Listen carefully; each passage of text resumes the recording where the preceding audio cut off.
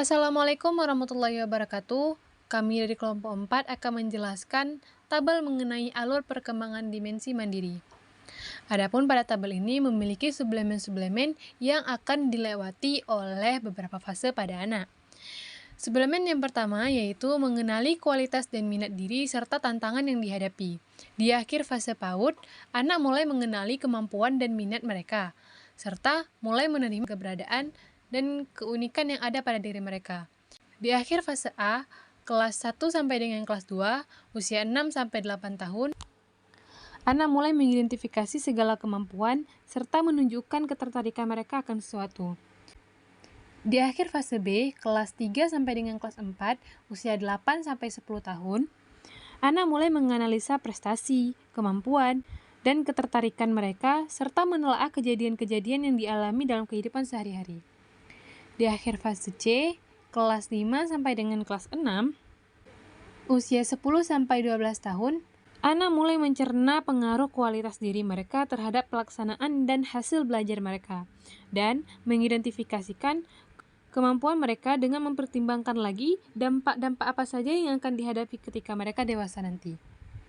Di akhir fase D, kelas 7 sampai dengan kelas 9, usia 13 sampai 15 tahun, anak mulai menilai kemampuan dan minat mereka, serta memprioritaskan pengembangan diri berdasarkan pengalaman-pengalaman mereka. Di akhir fase E, kelas 10 sampai dengan kelas 12, usia 16 sampai 18 tahun, anak mulai mengidentifikasi kekuatan dan tantangan-tantangan yang akan mereka hadapi pada konteks pembelajaran, sosial, pekerjaan, dan sebagainya untuk di masa depan kelak. Suplemen yang kedua yaitu mengembangkan refleksi diri. Di akhir fase PAUD, anak akan mulai menceritakan pengalaman-pengalaman belajar mereka baik di rumah maupun di sekolah. Di akhir fase A, anak mulai melakukan refleksi, yaitu belajar dari apa yang telah mereka dapatkan untuk mengidentifikasi kekuatan dan kelemahan mereka, serta prestasi apa yang ada dalam diri mereka. Di akhir fase B, anak melakukan refleksi selain untuk mengidentifikasi kekuatan, kelemahan, dan prestasi mereka, anak juga melakukannya untuk menilai situasi apa saja yang dapat mendukung dan menghambat pembelajaran serta pengembangan diri mereka. Di akhir fase C, anak melakukan refleksi untuk mengidentifikasi faktor-faktor apa saja yang dapat mendukung ataupun menghambat mereka baik itu dalam belajar maupun mengembangkan diri.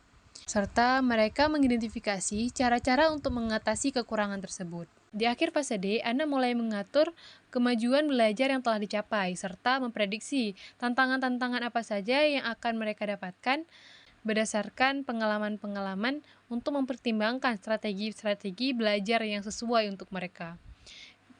Di akhir fase E, anak mulai melakukan refleksi terhadap umpan balik dari teman, guru, dan orang dewasa lainnya, serta mendapatkan informasi-informasi karir yang akan dipilihnya untuk menganalisis karakteristik dan kemampuan-kemampuan yang dibutuhkan untuk menunjang atau menghambat karirnya di masa depan nanti.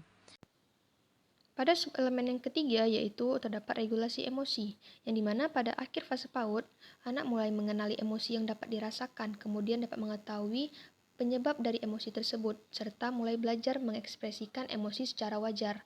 Cara mengekspresikan emosi yang benar itu bagaimana?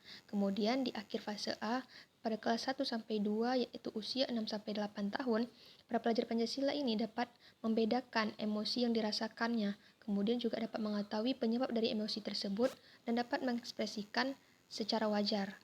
Di akhir fase B, kelas 3 sampai 4, yaitu usia 8 sampai 10 tahun, pelajar Pancasila dapat mengetahui adanya pengaruh orang lain ataupun situasi dan peristiwa dari emosi yang dirasakan. Kemudian, mereka juga dapat berupaya untuk mengekspresikan emosi secara tepat dan juga mempertimbangkan perasaan dan kebutuhan orang lain di sekitarnya.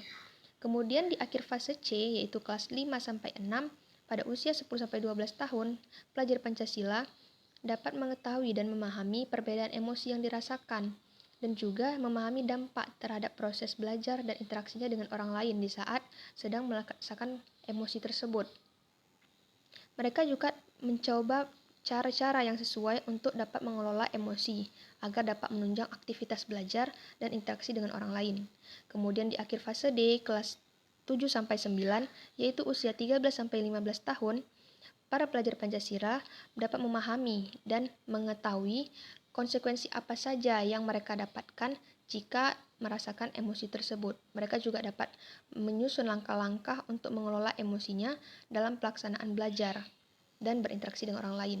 Kemudian di akhir fase E, yaitu kelas 10-12, usia 16-18 tahun, mereka mulai dapat mengendalikan dan menyesuaikan emosi yang dirasakan. Kemudian juga dapat mengetahui situasi yang menantang dan menekan pada konteks belajar, relasi, dan pekerjaan. Pada subelemen yang keempat, yaitu penetapan tujuan belajar, prestasi, dan pengembangan diri, serta rencana strategis untuk mencapainya. Jadi di akhir fase PAUD, anak itu dapat menyelesaikan tugas yang diberikan dengan menceritakan aktivitas yang akan dilakukan. Pada fase akhir A, yaitu kelas 1-2, usia 6-8 tahun, para pelajar Pancasila itu mulai menetapkan target belajarnya, dapat merencanakan waktu dan tindakan belajar yang akan dilakukan selanjutnya. Kemudian di akhir fase B, pelajar Pancasila dapat menjelaskan bagaimana pentingnya memiliki tujuan dalam mencapai serta dapat mengeksplorasi langkah-langkah yang sesuai untuk mencapai suatu tujuan.